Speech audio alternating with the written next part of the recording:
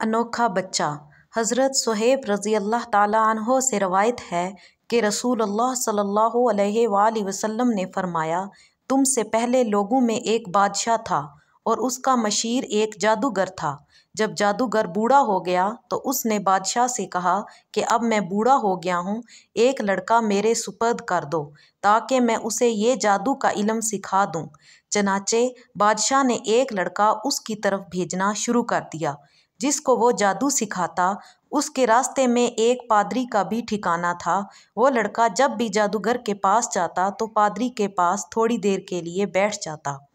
اس لڑکے نے اس کی باتیں سنیں تو اسے اچھی لگیں، پس وہ جب بھی جادوگر کے پاس جاتا راہب پادری کے پاس بھی بیٹھ جاتا۔ جب وہ جادوگر کے پاس آتا تو دیر سے آنے کی وجہ سے جادوگر اسے مارتا۔ اس نے راہب کو بتلایا۔ راہب نے اس سے کہا، جب تمہیں جادوگر سے مار کا ڈر ہو تو یہ کہہ دیا کرو کہ مجھے میرے گھر والوں نے روک لیا تھا، اور جب گھر والوں سے ڈر ہو تو کہہ دیا کرو کہ جادوگر نے مجھے روک لیا تھا۔ چنانچہ اسی طرح دن گزرتے گئے۔ ایک دن لڑکے نے اپنے راستے میں ایک بہت بڑا جانور دیکھا جس نے لوگوں کا راستہ روک رکھا تھا۔ لڑکے نے دل میں کہا کہ آج پتہ چل جائے گا کہ جادوگر افضل ہے یا راہب۔ اس نے ایک پتھر پکڑ کر کہا، اے اللہ!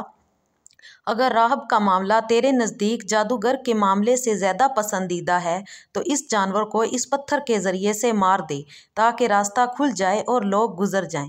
بس یہ دعا کر کے پتھر اس جانور کو مارا جس سے وہ ہلاک ہو گیا اور لوگ گزر گئے۔ وہ لڑکا راہب کے پاس آیا اور اسے یہ واقعہ بتلایا۔